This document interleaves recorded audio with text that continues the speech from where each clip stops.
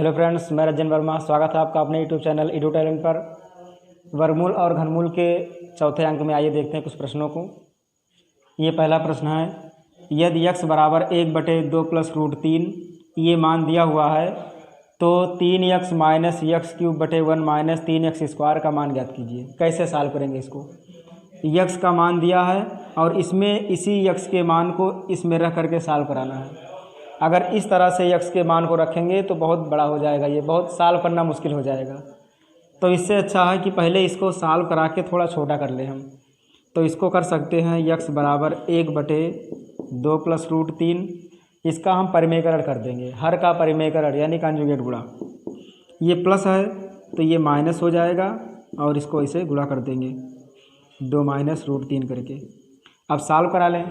2 - √3 का 1 से गुणा, 2 - √3। इसका इससे गुणा करेंगे तो क्या आ जाएगा? 2 + √3, 2 - √3। ये प्लस b ये माइनस b बन जाएगा, मतलब ये स्क्वायर माइनस b स्क्वायर। तो 2 का स्क्वायर 4 माइनस √3 का जब स्क्वायर करेंगे तो 3 हो जाएगा। तो 2 - √3 और बटे 4 में से 3 गया 1, यानी कि आ गया 2 - √3। अब ये थोड़ा छोटा हो गया मान। अब x का मान 2 - √3 इसी को ले जा करके x वाले में रख देंगे, सॉल्व करेंगे, आंसर आ जाएगा। तो इसको सॉल्व करा लें हम। तो हो जाएगा 3 x की जगह पर 2 - √3 माइनस x³ की जगह पर हो जाएगा 2 - √3 का होल क्यूब और बटे 1 लिखा है वैसे रहने देंगे। और -3 x की जगह पर हो जाएगा 2 - √3 और स्क्वायर। अब इसको हमें सॉल्व करना है और आंसर लेकर के आना है। तो 3 का 2 से गुणा 6 माइनस 3 का √3 से गुणा 3 √3 माइनस ये माइनस b का होल क्यूब का इसमें फार्मूला लगेगा। तो हो जाएगा ये क्यूब यानी कि 2 दूनी 4 दूनी 8 माइनस b³ यानी कि √3 का जब क्यूब करेंगे तो ये आ जाएगा 3 √3। इस तरह से √3 गुणे √3 गुणे √3 √3 का गुणा 3 और ये √3 बच जाएगा, यानी कि 3 √3 हो जाएगा।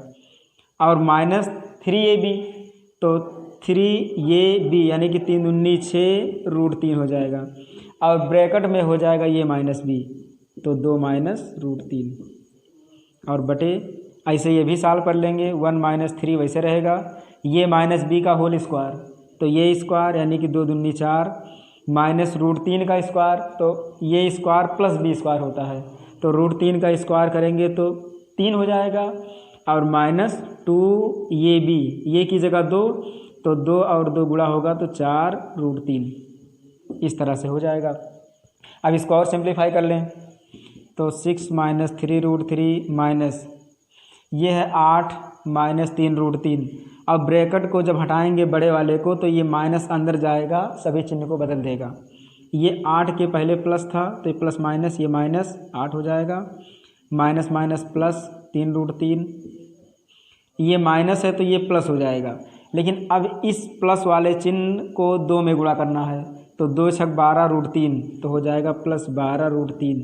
ये चिन्ह प्लस है क्योंकि माइनस माइनस प्लस, और फिर ये माइनस होगा क्योंकि यहाँ गुणा होगा जा करके, तो प्लस और माइनस का गुणा माइनस 6 √3 और √3 का गुणा 3 यानी कि 3 × 18। इस तरह से जैसे 6 √3 का गुणा करेंगे √3 से तो इसका गुणा 3 हो गया, 3 × 18 हो गया। ये इतना मान आ गया। अब बटे 1 - 3 × 12, इस 3 को गुणा करेंगे 3 में, तो इससे अच्छा कि पहले इसको जोड़ लें हम और आसान हो जाएगा। 4 3 7 7 3 21, तो -21 और ये 3 × 12 ये हो जाएगा 12 √3 माइनस माइनस प्लस हो जाएगा।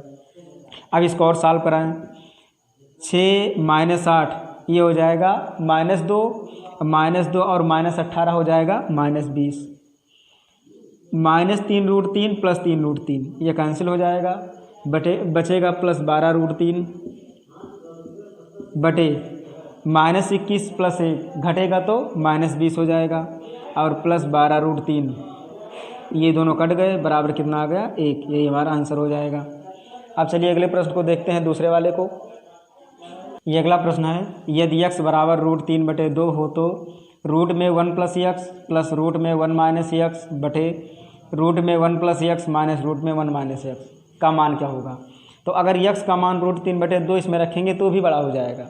तो इससे अच्छा है कि पहले इसको हम सॉल्व करा के इसी को ही छोटा कर लें, मान आसानी से रख देंगे आ जाएगा। या फिर √3/2 रखना चाहें तो रख करके सॉल्व करा सकते हैं, लेकिन कोई फ़ायदा नहीं होगा, फिर वही काम करना पड़ेगा हमें। तो इससे अच्छा है कि पहले इसको सॉल्व करा के छोटा कर लें हम। तो ये हो जाएगा √1 + x और प्लस √1 - x बटे √1 + x और माइनस √1 - x। इसको इतना लिख लिए हम। अब इसका भी कॉन्जुगेट करना है, मतलब हर का परिमेयकरण, हर में जो लिखा हुआ है इसका परिमेयकरण करेंगे। और परिमेयकरण में ये जो माइनस का चिन्ह है ये प्लस होकर के गुणेगा, अंश और हर में प्लस होकर के गुणा हो जाएगा।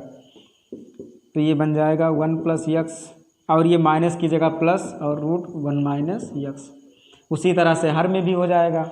तो ये होगा 1 + x प्लस √1 - x। अब इसको सॉल्व करा लेंगे, इस पूरे को गुणा करेंगे इस पूरे से।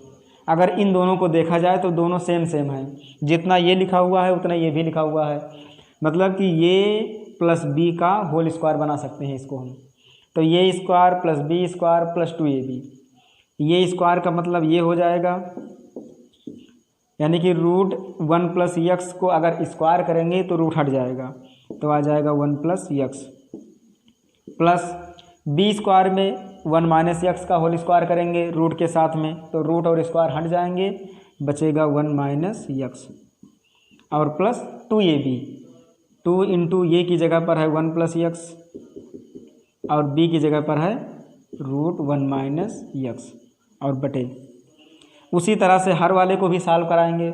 हर में अगर देखा जाए तो ये -b और ये प्लस b, क्या फार्मूला होता है, ये स्क्वायर माइनस बी स्क्वायर। तो इसका स्क्वायर करेंगे तो रूट हट जाएगा, तो आ जाएगा 1 + x और माइनस बी स्क्वायर, इसका स्क्वायर करेंगे तो रूट हट जाएगा, तो आ जाएगा 1 - x। और सॉल्व करा लें इसमें, इस पूरे ब्रैकेट को हटाते चलें अब। तो 1 + x प्लस 1 - x प्लस 2, इसको और इसको जब गुणा करेंगे तो ये 2 के दोनों रूट में है, यानी कि स्क्वायर रूट दोनों है। तो ये जो इसके अंदर 1 + x 1 - x है ये गुणा हो जाएगा। तो ये प्लस बी और ये माइनस बी फिर बन रहा है, तो ये स्क्वायर माइनस बी स्क्वायर, यानी कि रूट में हो जाएगा 1 का स्क्वायर 1 - x स्क्वायर और बटे ब्रैकेट हटा देंगे तो 1 + x माइनस ये 1 और माइनस अंदर जाएगा तो ये प्लस हो जाएगा। ये इससे कट गया, ये इससे कट गया। अब जो बाकी बचा उसको सॉल्व करा लें। 1 और 1 2 प्लस 2 और रूट में है 1 - x स्क्वायर बटे x और x जब जोड़ेंगे तो 2x हो जाएगा। ऊपर से 2 कॉमन कर लें, 2 कॉमन करेंगे तो 1 प्लस ये √1 - x स्क्वायर बटे 2x आ जाएगा। 2 2 कट गया। अब जो बचा उसमें x का मान रख देंगे, आसानी से आ जाएगा। तो यहाँ बचा है 1 प्लस √1 x की जगह पर रखेंगे √3/2, स्क्वायर लगा हुआ है तो √3/2 का स्क्वायर हो जाएगा, x की जगह √3/2। और सॉल्व करें तो 1 प्लस रूट में है 1 √3 का स्क्वायर करेंगे 3, रूट हट जाएगा, 2 का स्क्वायर होगा तो 4 बटे √3/2। और सॉल्व कराएं अब तो 4 का 4 में से 3 गया 1, तो ये हो जाएगा 1 प्लस 1/4 रूट में और बटे √3/2। और सॉल्व कर लें इसको तो 1/4 का वर्गमूल निकालेंगे तो 1/2 हो जाएगा, क्योंकि 1 का वर्गमूल 1 और 4 का वर्गमूल 2। तो 1 + 1/2/√3/2। 2 का 2 1 3, ये हो जाएगा 3/2 और ये हो जाएगा √3/2। 2 से 2 कट गया। अब ये आ गया 3/√3, फिर परिमेयकरण कर देंगे इसका तो 3√3 बन जाएगा ये, और √3 का गुणा करेंगे तो 3 से 3 कट गया, आंसर आ गया √3। यानी कि जो विकल्प सही होगा वो डी वाला विकल्प सही हो जाएगा। लग गया आसानी से। चलिए अगले प्रश्न को देखते हैं। ये अगला प्रश्न है तीसरा। एक माली 17,956 पौधे इस प्रकार लगाता है कि प्रत्येक पंक्ति में उतने ही पौधे हैं जितनी पंक्तियां हैं। एक पंक्ति में कितने पौधे हैं? इस तरह का प्रश्न पढ़ चुके होंगे छोटे क्लासों में, 7th और 8th में रहता है ये। तो बहुत ही आसान तरीका है। इसमें ये कह रहा है कि माली पौधे इस प्रकार से लगाता है कि जितनी पंक्तियां हैं उस पंक्ति में उतने पौधे भी हैं। जैसे 4 पंक्तियां हैं टोटल, तो एक एक पंक्ति में 4-4 पौधे इस तरह से लगे हुए हैं। तो टोटल पौधे कितने हो जाएंगे? अगर एक एक पंक्ति में 4-4 पौधे हैं और टोटल 4 पंक्तियां हैं तो टोटल 4 चौक 16 यानी कि 16 पौधे हो जाएंगे। मतलब कि अगर इसको देखा जाए तो एक में 4, दूसरे में 4, तीसरे में 4 और चौथे में 4 और टोटल पंक्ति 4 यानी कि 4 × 4 बराबर कितना हो गया? 16। तो ये जो टोटल दिया हुआ है पौधों की संख्या, और ये भी पौधों की संख्या है, लेकिन पंक्ति कितने हैं? 4-4। पौधे कितने हैं? 4-4। यानी कि सीधा सीधा वर्गमूल निकाल लेना है हमें। तो 17,956 का वर्गमूल निकाल लेंगे और हमें क्या प्राप्त हो जाएगा? पंक्तियों की संख्या या प्रत्येक पंक्ति में पौधों की संख्या पता चल जाएगा हमें। तो 17,956 का वर्गमूल या तो गुणनखंड से निकालें या फिर भाग विधि से। गुणनखंड से लंबा हो जाएगा, इसलिए भाग विधि ज़्यादा उचित है। तो 17,956 का भाग विधि से वर्गमूल निकाल लें। 2-2 का पेयर, तो 1 का नम 1 में से 1 गया 0, 1 जुड़ जाएगा 2 आ जाएगा। अब 79 को उतार लेंगे, तो 2 के बाद में कितना लिखें कि उसी से गुणा करने पर 79 से ज़्यादा न जाए। अगर 4 करेंगे तो 24 का 4 चौक 16, 4 दूनी 8, 9 96 ज़्यादा हो जाएगा। 3 से तो 3 3 9, 3 19 6 69, 9 में से 9 गया 0 1। अब 56 को उतार लेंगे, 3 में 3 जोड़ेंगे, 3 3 6 2। यहाँ ऐसा अंक लिखेंगे कि उसी से गुणा करने पर 1056 आ जाए। और अगर विकल्प में देखा जाए तो शुरुआत में 13, यहाँ भी 13 है, यहाँ भी 13 है, और या तो 4 होगा या तो 6 होगा। तो किससे हो पाएगा ये? अगर 6 करेंगे तो 6 का 36, 4 करेंगे 4 चौक 16, दोनों में 6 आ रहा है, 6 यहाँ पर है, तो 6 से चेक करा लें हम। गुणा करेंगे 6 का 36, 6 का 36 और 3 39, 3 आ गया, 6 दूनी 12, 3 15, ये नहीं होगा, यानी कि 4 होगा। 4 चौक 16, 4 छक 24, 1 25, 4 दूनी 8 2 10, ये कट गया पूरा पूरा। मान हमारा आ गया 134। जो वर्गमूल आया वो 134 आया। मतलब कि प्रत्येक पंक्ति में पौधों की संख्या 134 और जो पंक्तियों की संख्या है वो भी 134। तो ये पहला विकल्प सही हो जाएगा हमारा। ये तीसरा प्रश्न था। अब चौथे प्रश्न की तरफ चलते हैं। ये चौथा प्रश्न है कि 920 में कम से कम क्या जोड़ें कि योगफल एक पूर्ण वर्ग हो। मतलब कि हमें 920 में ऐसी कम से कम कौन सी संख्या जोड़नी चाहिए जिससे कि ये पूर्ण वर्ग बन जाए, मतलब कि इसका वर्गमूल निकालें तो आसानी से निकल जाए। तो क्या करेंगे इसके लिए हम? इसके लिए हमें इसको भाग विधि से हल करना होगा। मतलब 920 का वर्गमूल हमें भाग विधि से निकालना होगा। तो 920 का भाग विधि से वर्गमूल निकालेंगे।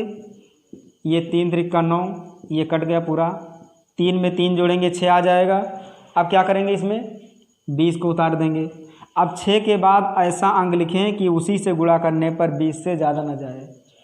तो 6 के बाद अगर 0 लिखते हैं तो ये हो जाता है 60, और 60 का 0 से गुणा करेंगे तो 0 ही आ जाएगा। तो यहाँ पर क्या आ जाएगा? 0 आ जाएगा। तो घटाएंगे तो 20 शेष बच जा रहा है। 20 शेष बचने का मतलब ये है कि अगर 920 में से अगर हम 20 को निकाल दें, 920 में से अगर 20 को हम घटा दें तो ये बन जाएगा 900, जो कि पूर्ण वर्ग होगा। लेकिन यहाँ कहा है कि जोड़े की, हमें 920 में संख्या जोड़ना है, ना कि घटाना है।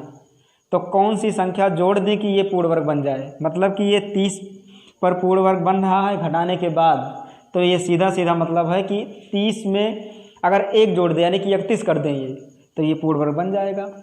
तो ये 60 है, 60 की बजाय हो जाएगा ये 61, यानी कि यहाँ पर 1 कर दें तो 1 से गुणा करेंगे तो ये 61 करना 61 हो जाएगा। अब ये यहाँ पर 20 था, कमी कितने की है? 41 की कमी। अगर ये 20 में 41 और जोड़ दें हम तो कितना हो जाएगा? 61 हो जाएगा। और जैसे ही 61 होगा जैसे ये पूर्ण वर्ग बन जाएगा आसानी से। मतलब कि इसको उल्टा माइनस करना पड़ेगा हमें, तो आ जाएगा 41, यानी कि 41 के इसमें कमी है। 920 में अगर हम 41 जोड़ दें तो ये बन जाएगा 961, जो कि 31 का पूर्ण वर्ग है। आसानी से आ जाएगा ये। इस तरह से इसको सॉल्व करते हैं हम। अगर संख्या जोड़ने के लिए कह रहा है तो लास्ट में एक स्टेप ज़्यादा ले जाना पड़ेगा हमें। अगर घटाने के लिए कह रहा है तो जैसे है वैसे रहने देंगे हम, और जो शेषफल बच रहा है उसी को हम हटा देंगे। चलिए अगले प्रश्न को देखते हैं। इसी तरह से वो घटाने वाला ही है।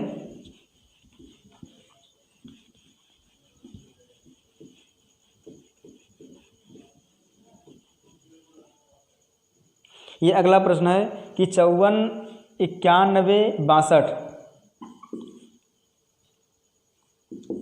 54, 91, 62, 5,49,162 में कम से कम क्या घटाया जाए कि शेषफल एक पूर्ण वर्ग हो। इसमें घटाने के लिए कह रहा है, विकल्प दिया हुआ है, विकल्प है 28,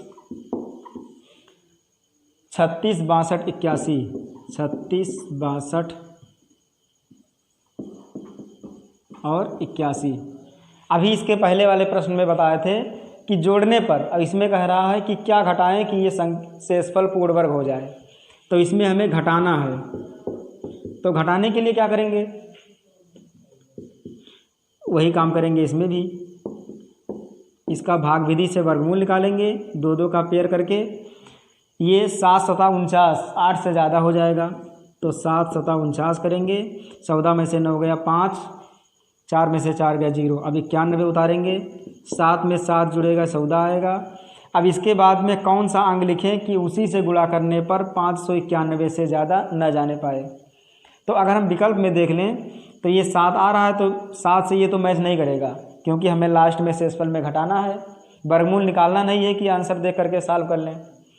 तो क्या करेंगे, अब 4 से चेक करें तो 4 चौक 16, 4 चौक 16, 1 17, 4 का 4 1 5, 576। 11 में से 6 गया 5, 8 में से 7 गया 1, 15। अब 62 को उतार दें, 4 4 8, 4 1। अब यहाँ 148 के बाद ऐसा कौन सा अंक लिखें कि उसी से गुणा करने पर 1562 से ज़्यादा ना जाए। तो एक ही बार कर सकते हैं, 2 करेंगे तो 14 दूना 28, 2 आ जाएगा शुरुआत में, यहाँ 1 है तो 1 अन्नम, तो हो जाएगा ये 1481। घटा दें, 2 में से 1 गया 1 और 16 में से 8 गया 8, 4 में से 4 गया 0, यानी कि 81। अब इसमें 81 ज़्यादा है, 5,49,162 में 81 ज़्यादा है। अगर इसमें 81 ना होता तो ये पूर्ण वर्ग बन जाता, यानी कि विकल्प हमारा कौन सा सही है, 81, यानी डी वाला। 81 ज़्यादा हो गया, उसको घटा दिए और ये जो संख्या वो पूर्ण वर्ग बन जाएगा। चलिए अगले प्रश्न को देखते हैं, 6वें वाले को।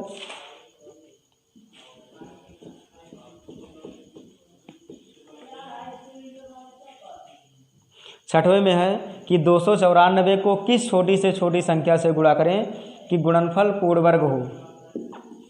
इसमें है 294 को किस छोटी से छोटी संख्या से गुणा करें।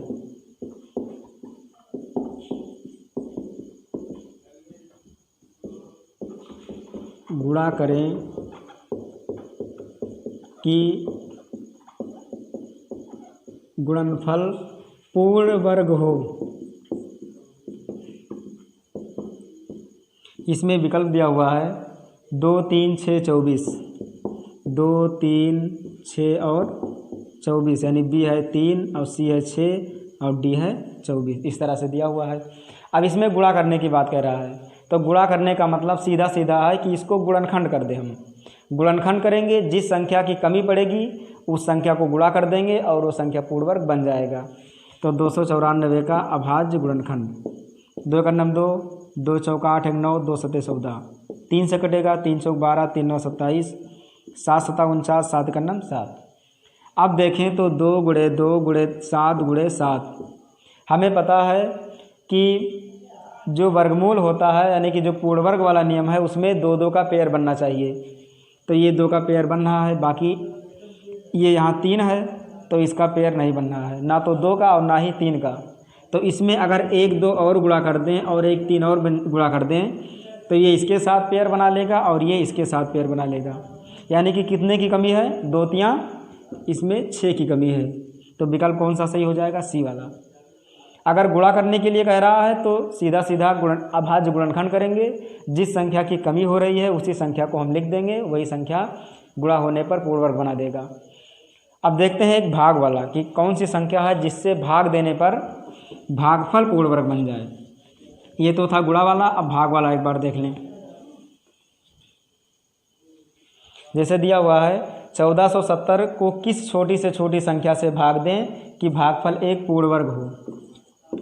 1470 को किस छोटी से छोटी संख्या से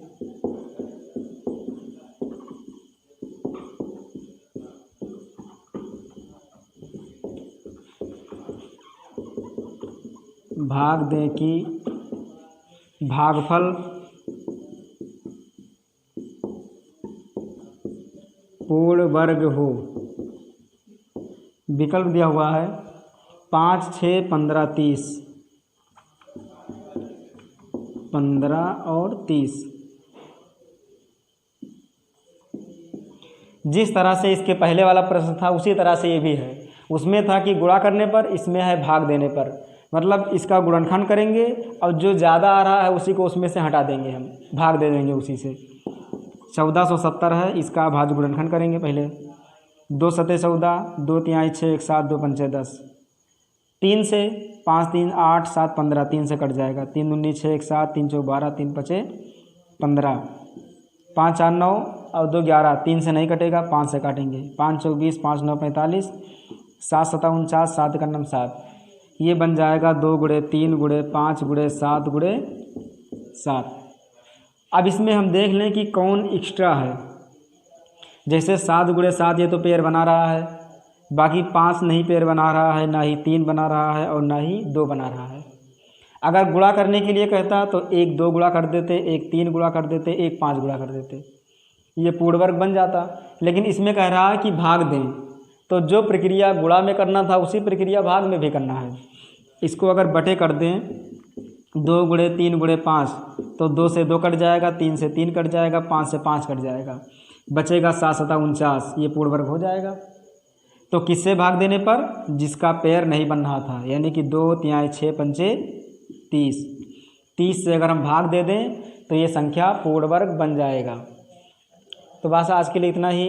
बने रहिए हमारे साथ लगातार, और इसके बाद वर्गमूल और घनमूल के जो भी और प्रश्न बचे हुए हैं उसको अगले वीडियो में कवर कर लेंगे। तो वीडियो देखने के लिए बहुत बहुत धन्यवाद।